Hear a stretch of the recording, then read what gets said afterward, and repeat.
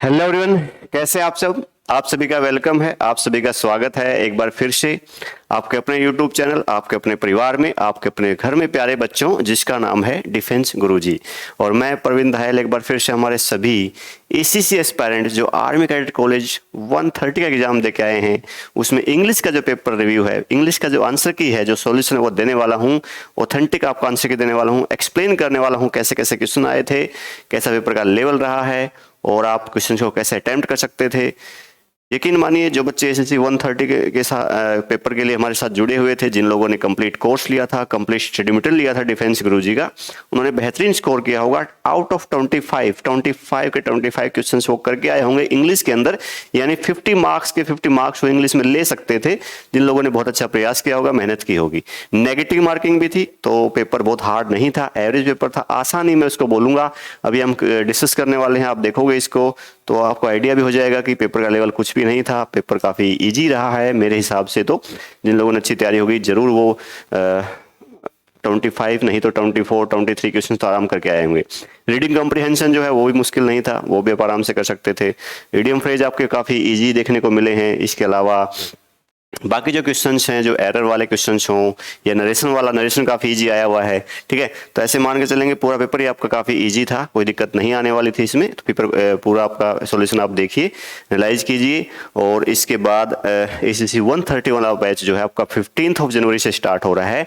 15 जनवरी से एसीसी 131 के लिए आपका बैच स्टार्ट हो रहा है, उसमें भी आप एनरोल हो सकते हो, उसके बारे में आपको बताया जाएगा, ठीक है। तो क्लास को स्टार्ट करते हैं, वीडियो को स्टार्ट करते हैं। देखोगे आप एसीसी 131 का जो न्यू बैच है वो आपका स्टार्ट हो रहा है। इस बैच के अंदर आपको लाइव क्लास आपको मिलेंगी, रिकॉर्डेड क्लास आपको मिलेंगी, कंप्लीट सिलेबस आपको करवाया जाएगा, बिल्कुल जीरो लेवल से आपको उठाया जाएगा और हीरो लेवल तक आपको पहुंचाया जाएगा। बिल्कुल हम बॉटम से लेके चलेंगे और पीक तक आपको लेके चलेंगे, प्लिंथ टू पैरामाउंट, सबसे नीचे से लेके हाईएस्ट पॉइंट तक आपको लेके चलेंगे।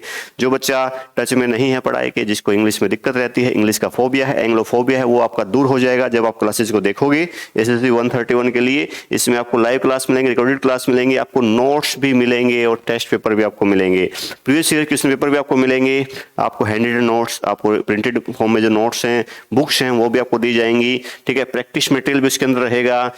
जो फैकल्टीज आपके हैं काफ़ी एक्सपर्ट हैं, काफ़ी उनको एक्सपीरियंस हो चुका है एसीसी को लेके, आपको बिल्कुल भी टेंशन नहीं लेनी है। सभी सब्जेक्ट आपको करवाए जाएंगे, वो आपका जीके हो, ह्यूमैनिटीज हो, आपका रीजनिंग हो, मैथ्स हो, जनरल साइंस हो या आपका इंग्लिश हो, सारे सब्जेक्ट आपको मिलेंगे। एक्सपर्ट फैकल्टीज आपको मिलेंगी, डाउट सेशन आपको दिया जाएगा, हर एक चीज आपको दी जाएगी जिसके आपको एसीसी 131 वाले बैच के अंदर रिक्वायरमेंट है। सब कुछ आपको वन स्टॉप सॉल्यूशन डिफेंस गुरुजी ने पहले भी दिया है और आगे आपको देता रहेगा। क्लास को स्टार्ट करते हैं। अब हमारा जो इंग्लिश वाला पोर्शन है उसको मैं निकाल लेता हूँ, ठीक है।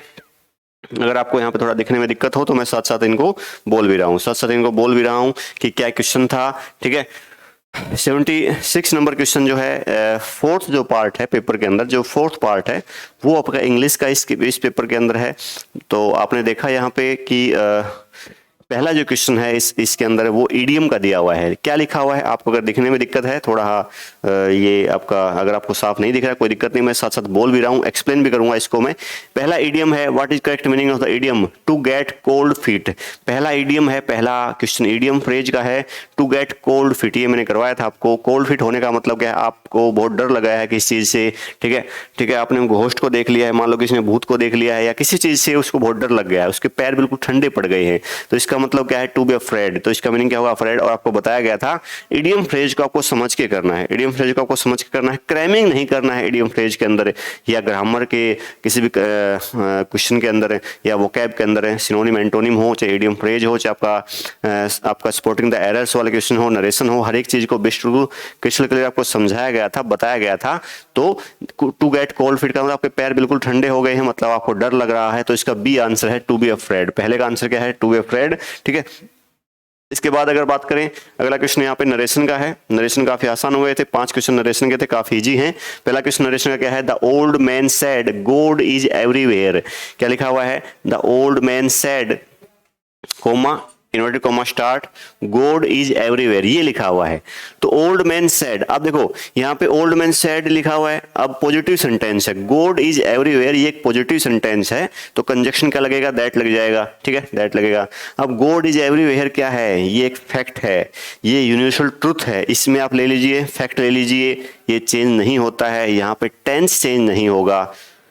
गॉड इज एवरीवेयर जो लिखा हुआ है वो सेम ही रह जाएगा, गॉड वॉज एवरीवेयर नहीं होगा, ये प्रेजेंट में ही रहेगा, ये क्या रहेगा आपका, प्रेजेंट में ही रहेगा, तो डी इसका आंसर हो जाएगा, क्या हो जाएगा, डी इसका आंसर हो जाएगा।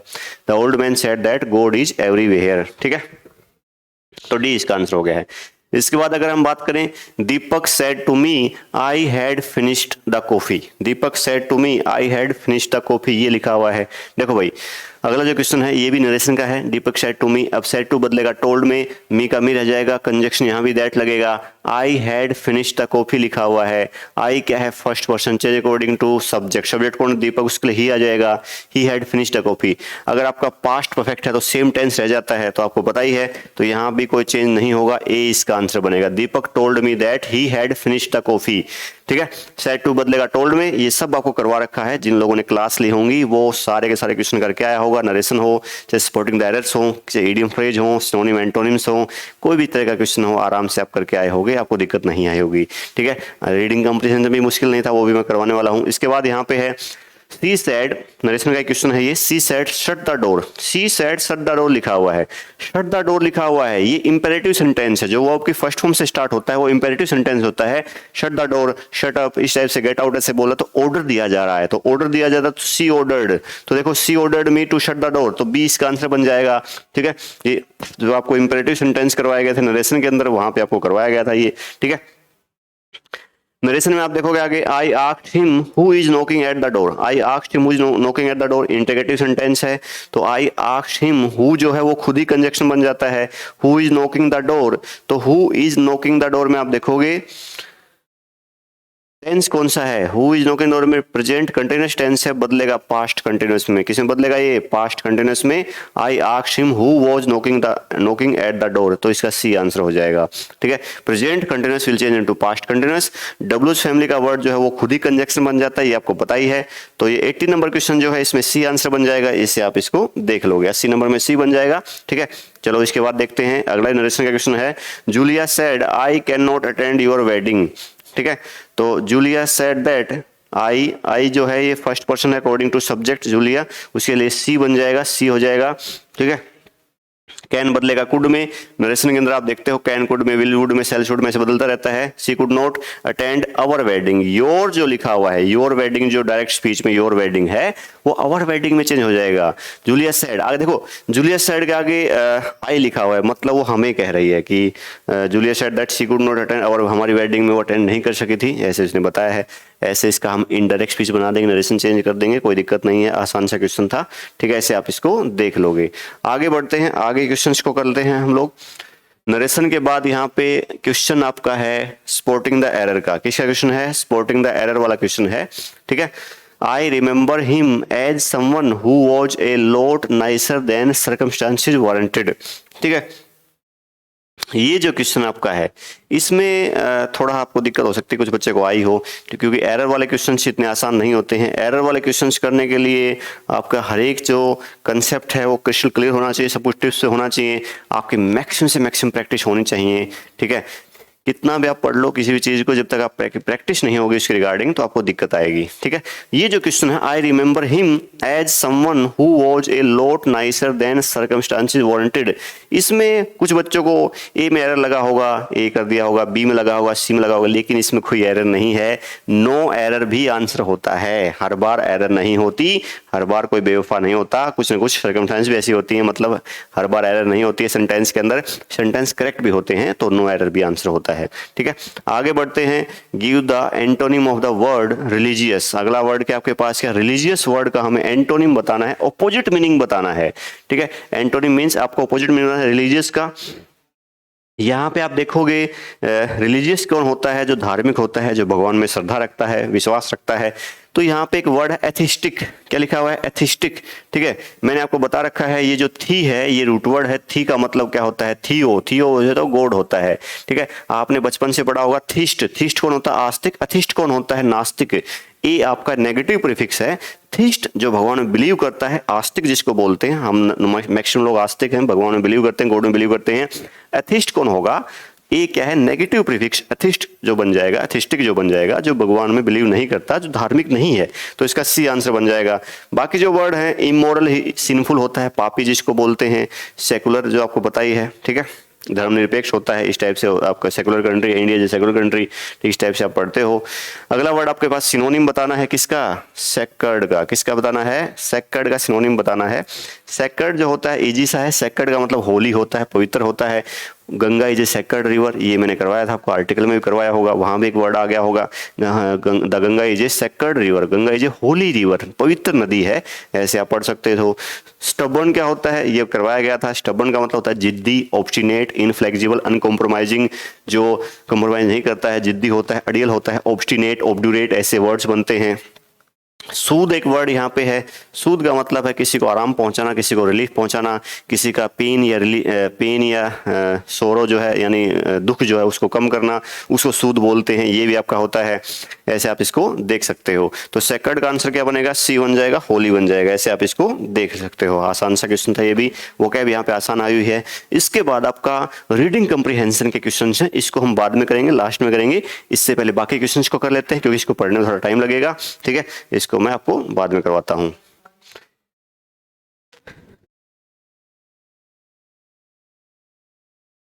अभी देखो 90, अब क्वेश्चन नंबर 90 आपके सामने है। क्वेश्चन नंबर 90 में आप देखो एरर फाइंड आउट करना है, ठीक है। बीच के 5 क्वेश्चन आपके रीडिंग कम्प्रीहेंशन के थे, उनके लास्ट में आंसर बताऊंगा। पैसेज काफी आसान था, आपने अगर अच्छे से पैसेज को पढ़ा है तो आपको दिक्कत नहीं आनी चाहिए थी उसमें, ठीक है। अब देखो जरा एरर फाइंड आउट करना है। 90 नंबर क्वेश्चन में क्या लिखा हुआ है, फेमिनिस्ट, फेमिनिस्ट लिखा हुआ है। फेमिनिस्ट, फेमिनिस्ट कौन होता है, जो वुमेन की वेलफेयर के लिए काम करता है, one who works for women welfare, जो वुमेन के वेलफेयर के लिए काम करता है उसको फेमिनिस्ट बोलते हैं। लेकिन फेमिनिस्ट में एस लगा हुआ है, फेमिनिस्ट लिखा हुआ है तो हैज लिखा हुआ है, यहीं पे एरर था, ठीक है। जब भी कोई लेंदी सेंटेंस मिलता है तो बच्चे थोड़ा कंफ्यूज होते हैं, थोड़ा हेजिटेट होते हैं, घबरा जाते हैं, ऐसा कुछ नहीं है। जितना लेंदी सेंटेंस होगा उसमें एरर उतना ही आसान मिलता है। छोटा सेंटेंस में एरर निकालने में दिक्कत हो जाती है कई बार, लेकिन लेंदी सेंटेंस हो तो आपको घबराना नहीं है, आपने अच्छी प्रैक्टिस कर रखी है, आपको पता है, आपके बेसिक स्ट्रॉन्ग है। जब भी कोई बैच स्टार्ट होता है तो हम बेसिक्स के ऊपर ज्यादा कमांड करते हैं ताकि आपके लिए वो चीज इजी बन जाए। तो फेमिनिस्ट जो है वो आपका प्लूरल सब्जेक्ट है, जैसा सब्जेक्ट वैसी वर्ब, यही तो है सब्जेक्ट वर्ब एग्रीमेंट जो आप बचपन से पढ़ रहे हो। तो फेमिनिस्ट आपका क्या है, प्लूरल है, तो हैज नहीं आएगा, हैव आएगा, तो हैज नहीं आएगा, हैव आएगा, तो बी आंसर हो जाएगा। फेमिनिस्ट ये क्या है, प्लूरल सब्जेक्ट, तो हैज क्या है, सिंगुलर के लिए आता है, हैव जो है प्लूरल के लिए आता है, आपको पता ही है। हैज में एस लगा हुआ है, सिंगुलर हो गया। हैव क्या है, फर्स्ट फॉर्म है, have, had, had, having, has, और फर्स्ट फॉर्म क्या होती है, प्लूरल होती है हमेशा, आपको पता ही है। तो इसका बी आंसर हो जाएगा, यहाँ पे हैव लिखा जाएगा, फेमिनिस्ट हैव होएगा, तो बी पार्ट में एरर है। काफी इजी सा क्वेश्चन था काफी, ठीक है। अगला भी आपको देखना है, इनकरेक्ट पार्ट देखना है। The officer has given orders to his soldier yesterday.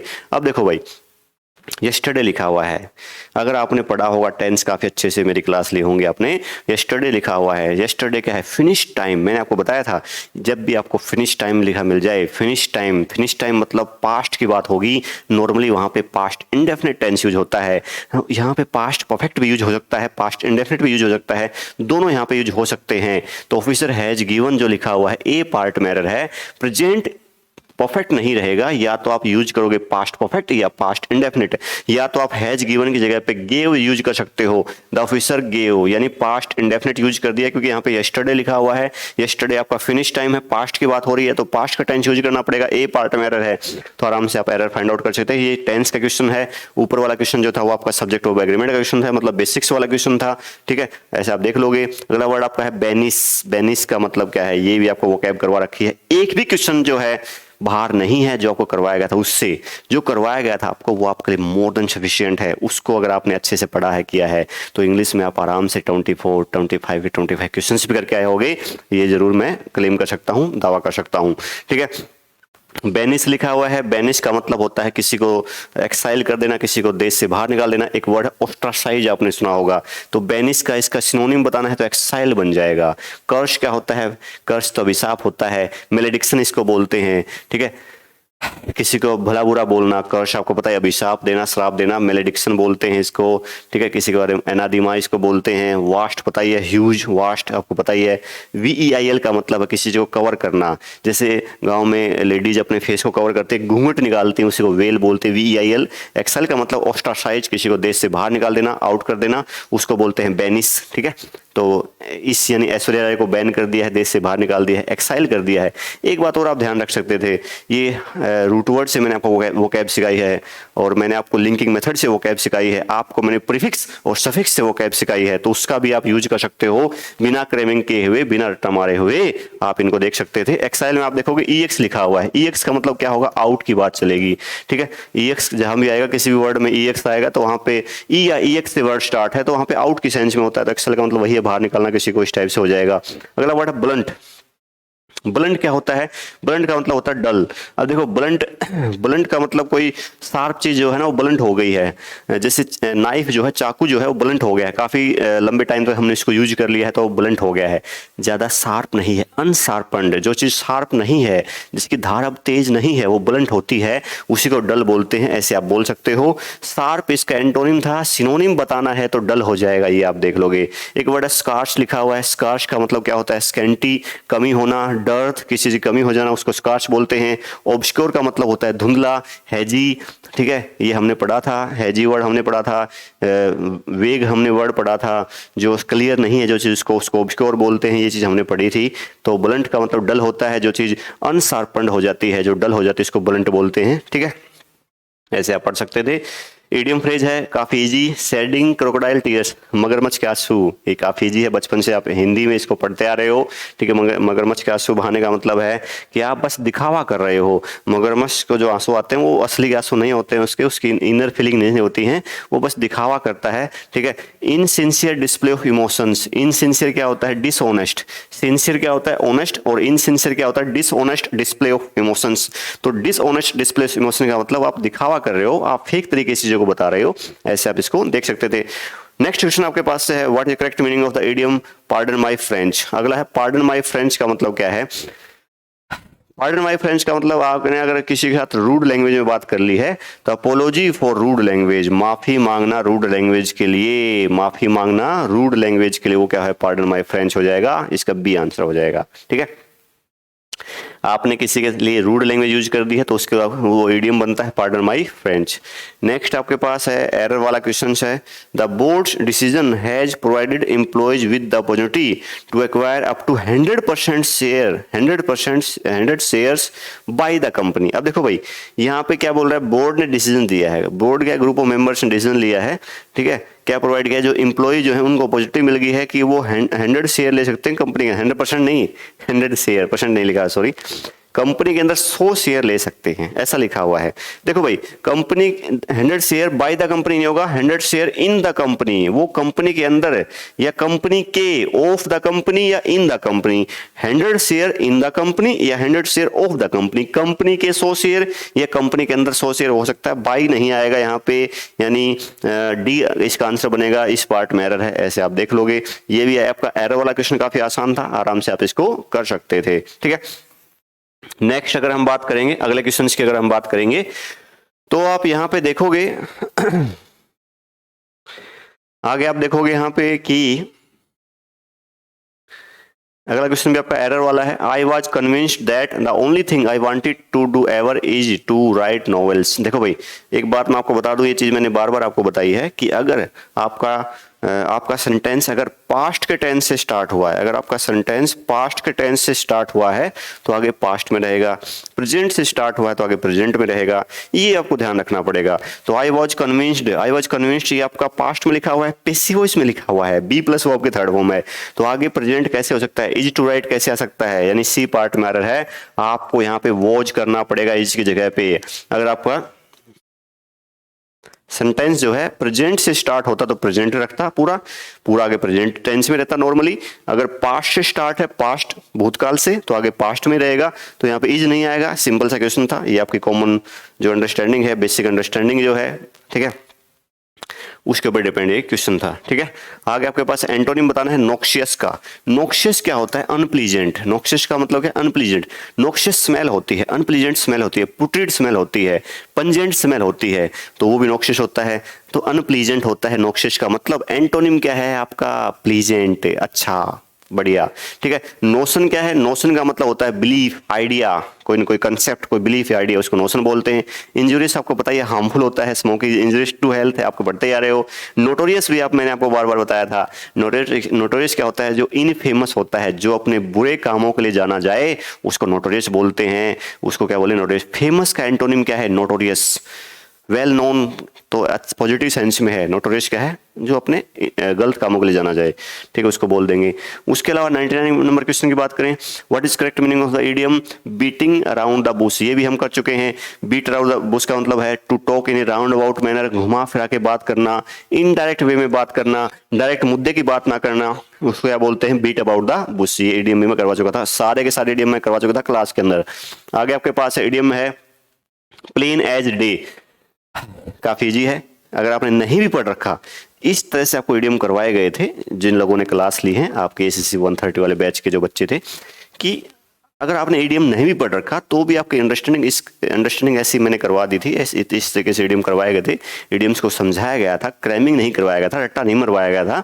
उनको समझाया गया था कि नया इडियम भी आ जाए तो उसको भी आप आराम से कर सकते थे। जैसे प्लेन एज डे, कोई चीज दिन की तरह प्लेन है, मतलब इजी टू अंडरस्टैंड, वो चीज आसान है, उसको आप इजीली समझ सकते हो, उसको आप इजीली टैकल कर सकते हो, ठीक है, उसको आप इजीली कंप्रीहेंड कर सकते हो, तो वो क्या बनेगा? 20 का आंसर बन जाएगा, ठीक है। तो ये आपका इंग्लिश वाला जो पोर्शन था वो मैं बता दिया। अब रीडिंग कंप्रीहेंशन जो है उसके आंसर मैं बता देता हूं आपको। जो आपका रीडिंग कंप्रीहेंशन है उसके भी मैं आपको आंसर बता देता हूं ताकि आपको दिक्कत नहीं आएगी। ये जो रीडिंग कंप्रीहेंशन था ये कुकिंग को लेके है भाई, ठीक है। नरेटर जो है, जो इस पैसेज को नरेट कर रहा है, बता रहा है, वो कुकिंग की बात कर रहा है। उसके पापा ने बोल दिया कि कुकिंग भाई, कुकिंग इतना मुश्किल नहीं है, कोई भी कुक कर सकता है। तो उसने अपना कुकिंग स्टार्ट कर दिया। फिर प्रोसेस बताई गई है कुकिंग के बारे में, पहले क्या करना है, पहले जो राइस है उनको साफ करना है, फिर बाद में अलग अलग जो प्रोसेस है वो बताई गई है। तो आराम से आप पढ़ सकते थे, पैसेज में कोई ज़्यादा मुश्किल नहीं है। आंसर मैं आपको बता देता हूँ, ठीक है। पहला जो क्वेश्चन है, I switched from news to YouTube. देखो यहाँ पे स्विच की बात क्या है? कोई चीज स्विच करने का मतलब वो पहले न्यूज देख रहा था, फिर वो यूट्यूब पे चला गया, वो वीडियो देख रहा है कि राइस को कैसे कुक करना है, ठीक है। नरेटर जो है अपना वीडियो देख रहा था आराम से, उसके पापा ने बोला भाई राइस कुक कौन नहीं कर सकता, कुकिंग जो है बहुत कम टाइम लेती है, मतलब कोई भी है वो आसानी से कुक कर सकता है, राइस जो है चावल बना सकता है। बाद में नरेटर को लगा कि हाँ ये पापा मेरे को बोल रहे हैं, ऐसा कुछ मेरे को चैलेंज कर रहे हैं, इसलिए उसने जो न्यूज़ देख रहा था, नरेटर जो है जो नरेट कर रहा है इस पैसेज को, इस कॉम्प्रिहेंशन को, हंसिन पैसेज को, वो उसने यूट्यूब वीडियो स्टार्ट कर दी। भाई कैसे राइस को कुक करेंगे, हाउ टू कुक राइस, ये लिखा हुआ है, यूट्यूब पे पहुंच गया। तो यहाँ पे स्विच करने का मतलब टीवी को ऐसे स्विच ऑन या ऑफ नहीं किया है उसने, स्विच करने का मतलब वहां से वो उस जगह चला गया है। तो यहाँ पे इस पहले क्वेश्चन में थोड़ा दिमाग लगाना था, पहले क्वेश्चन में जल्दबाजी नहीं करनी थी। पहले जो क्वेश्चन पूछा गया है 85 नंबर क्वेश्चन जो है इस क्वेश्चन पेपर में, उसमें ये पूछा गया है I switched from news to YouTube, pick the option in which the meaning of switch is not the same as it in passage. Passage में जो मीनिंग है स्विच करने का वो नहीं होना चाहिए। बी, सी और डी वाला जो ऑप्शन है उनमें तो स्विच का मतलब वही है जो इसमें अंदर है। स्विच का मतलब यहाँ पे क्या है, एक चीज़ से दूसरी जगह चले जाना। जैसे मान लो मैंने जो है कंपनी स्विच कर दी है, ठीक है। अब मैं इस कंपनी में था रिलायंस में, अब मैं अडानी पावर में चला गया हूँ, मान लो, ऐसे मैं एग्जाम्पल दे रहा हूँ, ठीक है। मैं इस अकेडमी में पहले अलग अकेडमी में था, फिर मैं यहाँ स्विच कर दिया है, मतलब बदल गया हूँ, मैंने वहाँ जगह बदल ली है, इस टाइप से कुछ है। लेकिन यहाँ पे स्विच होने का मतलब, ए वाले में स्विच का मतलब क्या है कि रेडियो को जो न्यूज सुन रहा था उन्हें स्विच कर दिया है, बंद कर दिया है। ए वाले ऑप्शन में बंद करने की बात हो रही है, जबकि इसमें बात हो रही है चेंज करने की। तो बी सी डी में तो बात हो रही है चेंज करने की, कोई चीज एक जगह से वहां स्विच कर गया है। लेकिन ए ऑप्शन में क्या है, रेडियो स्विच कर दिया, ऑफ कर दिया, मतलब बंद कर दिया है, तो ए आंसर होगा, ठीक है। काफी अच्छा क्वेश्चन था ये भी, पहले वाला थोड़ा क्वेश्चन अच्छा था, आंसर इजी थे लेकिन क्वेश्चन अच्छा था, ठीक है। The narrator say that he has dextrous hand. Dextrous का मतलब क्या होता है? स्किलफुल। सारी वो कैब आपको करवा रखी है, ग्रामर आपको करवा रखी है, वो कैब ऐसी करवा रखी थी आपको कि आसानी से आप रीडिंग कॉम्प्रिहेंशन कर सकते थे, कोई दिक्कत आपको नहीं आनी चाहिए थी। He has dextrous hands, he would had a problem है, he would had a problem it being the opposite। not being dexterous का मतलब क्या होता है? clumsy। dexterous तो क्या होता है भाई? जो चीज़ों को बहुत स्किलफुली करता है। clumsy क्या होता है? जो चीज़ों को स्किलफुली नहीं करता, अनाड़ी वे में करता है। जैसे आप एक इडियम पढ़ते हो, bull in the China shop. Bull in China shop का मतलब वो clumsy है, वो अनाड़ी आदमी है, वो चीज़ों को अनहैंडी है। एंड हैंडी का मतलब अच्छे से वो चीज़ों को मैनेज नहीं कर रहा है, इस टाइप से आप देख सकते हो। तो clumsy इसका आंसर हो जाएगा, ऐसे आप इसको पढ़ सकते हो, ठीक है। इसके बाद जो 88 नंबर क्वेश्चन जो है उसमें क्या लिखा हुआ है? Based on your understanding of the passage को अच्छे से पढ़ के आपको देखना था। Choose the option that list the correct sequence of the process. भाई चावल जब आप बनाओगे तो क्या क्या प्रोसेस होती है वो पैसेज को देख के बताना था, ठीक है। तो सबसे पहले राइस जो है उसको यूटेंसिल में, बर्तन में डालना है। यूटेंसिल का बर्तन होता है। उसके बाद पानी लेना है चावल को साफ करने के लिए, पानी से चावल साफ कर लेने हैं। उसके बाद क्या करना है? Swirl the water in and around, पानी को ऐसे घुमाना है इस टाइप से कुछ, ठीक है। उसके बाद क्या है? ड्रेन द वाटर ऑफ, पानी को बाहर डाल देना है जो पानी खराब हो गया है। रिपीट द प्रोसेस 3 टाइम्स, फिर इसको रिपीट करना है इस प्रोसेस को, यानी सी इसका आंसर था। चावल जो है स्टार्टिंग में चावल लेने हैं, फिर उसमें पानी डालना है, फिर पानी को ऐसे घुमाना है, फिर पानी बाहर डाल देना है और बाद में इस प्रोसेस को 3 बार रिपीट करना है। ये इस पैसेज में लिखा हुआ था जब वो चावल बना रहा था, राइस कुक कर रहा था यूट्यूब से देख के, जो नरेटर जो है इस पैसेज वाला, ठीक है, उसके बारे में क्वेश्चन पूछा गया है। काफ़ी आसान था। लास्ट क्वेश्चन जो इससे पूछा गया है, लास्ट क्वेश्चन जो इसमें था, अगर उसकी बात करें, लास्ट क्वेश्चन की अगर हम बात करें तो गोरमे क्रिएशंस मीन। गोरमे जो वर्ड लिखा हुआ है, देखो भाई गोरमे जो वर्ड है ये मैंने वोकैब में करवाया था। गोरमे क्या होता है? GOURMET। क्या वर्ड लिखा हुआ है? GOURMET। इसमें टी साइलेंट है, जिसके ऊपर मैंने क्रॉस किया वो एरर नहीं है, वो साइलेंट है। इसको गोरमे बोलते हैं। गोरमे का मतलब क्या होता है? Special food made by chef. गोरमे का मतलब अच्छा फूड जो टेस्ट करता है, जो कला का पारखी होता है, जो फूड जो है उसको फूड का एक्सपर्ट होता है, जो अच्छे से बता पाता है कि इसमें ये कमी है, ये अच्छी चीज़ है, इस टाइप से उसको गोरमे बोलते हैं। तो गोरमे क्रिएशन का मतलब क्या होता है? Special food made by chef. जो शेफ है जो बहुत अच्छा खाना बनाता है, अलग अलग जो होटल में शेफ होते हैं जो बहुत डिलीशियस लूसियस टेस्टी खाना बनाते हैं, ठीक है, तो वो उसकी बात हो रही है गोरमे क्रिएशंस का। ये इस पैसेज के अंदर लास्ट लाइन में लिखा हुआ था, जो रीडिंग कंप्रेशन था उसमें क्रिएशन की बात थी, वो कैब बेस पे डायरेक्ट हो जाता है, ठीक है। मैंने ये पैसेज बाद में पढ़ा, लेकिन ये क्वेश्चन तो मैंने पहले ही कर दिया था क्योंकि गुरमे का मीनिंग मुझे पता था। तो ऐसे अगर वो कैब आपकी स्ट्रांग होती है तो आपको दिक्कत नहीं आती है, ठीक है। बाकी जो सब्जेक्ट्स हैं इस पेपर के वो सब आपको मिल चुके होंगे, उनके आंसर की मिल चुके होंगी, ठीक है। ऐसे ही फिर आपका इंग्लिश का ही मैंने अभी डाल दिया है। और आपका जो बैच है ACC 131 के लिए जो बैच है वो भी आपका ज़बरदस्त तरीके से 15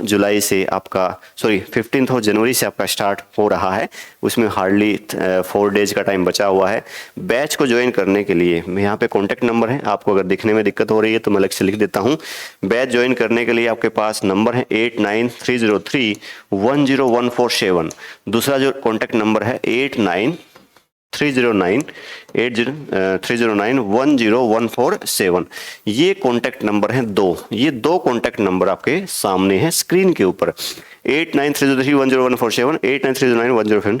इन पे आप व्हाट्सएप कीजिए, ACC 131 लिख के भेजिए। बाकी हाय हेलो जय हिंद मत लिखिए ज़्यादा, ठीक है, ताकि आपके मैसेज को प्रेफरेंस दी जाए। बहुत सारे मैसेज आते हैं, सैकड़ों मैसेज आते हैं, तो आप ACC 131 लिखना बस। वहाँ पे मैसेज के अंदर आपको कंप्लीट इन्फॉर्मेशन मिलेगी बैच के बारे में, कंप्लीट स्टडी मटेरियल के बारे में आपको इन्फॉर्मेशन मिलेगी, कंप्लीट बैच आपको मिलेगा नॉमिनल फीस के ऊपर, बहुत ही कम चार्ज के ऊपर आपको पूरा आपको बैच मिल जाएगा। वन स्टॉप सॉल्यूशन आपको मिल जाएगा, स्टडी मटेरियल आपको मिल जाएगा, प्रीवियस क्वेश्चन पेपर आपको मिल जाएंगे, हैंड रिटन नोट्स आपको मिल जाएंगे, सारी वो चीज़ आपको मिल जाएंगी जो आपको इस बैच में चाहिए। ACC 131 के थ्रू अपना आर्मी में ऑफिसर बनने का जो ड्रीम पूरा करने के लिए चाहिए वो आप इस कॉन्टैक्ट नंबर में बात करने से आपको मिल जाएंगी। तो अब मिलेंगे हम क्लासेज के अंदर, बेहतरीन तरीके से क्लासेज को हम चलाएंगे। इंग्लिश में आपको दिक्कत नहीं आने देंगे। एंग्लोफोबिया जो है, फियर ऑफ इंग्लिश जो है, फोबिया ऑफ इंग्लिश जो है, उसको काफ़ी हद तक हमने दूर किया है। पिछले 3.5 ईयर से हम लगे हुए हैं वो, ठीक है, और आगे भी दूर करते रहेंगे। आप लोग बस सपोर्ट कीजिए। अपने ड्रीम के लिए काम कीजिए। ऑलरेडी आप बहुत हार्ड वर्क कर रहे हैं, अपनी ड्यूटी कर रहे हैं, उस ड्यूटी में से अपना प्रीशियस टाइम जो है वो निकालिए, यहाँ पे अपना टाइम दीजिए। आपको निराशा नहीं मिलेगी, आपको पॉजिटिव रिस्पॉन्स मिलेगा, बेहतरीन फैकल्टी आपको बेहतरीन तरीके से काम करवाएगी और आपको अगर 0 से लेके हीरो लेवल तक हम लेके जाएंगे। मिलेंगे क्लासेज के अंदर, तब तक के लिए बाय बाय, टेक केयर, जय हिंद।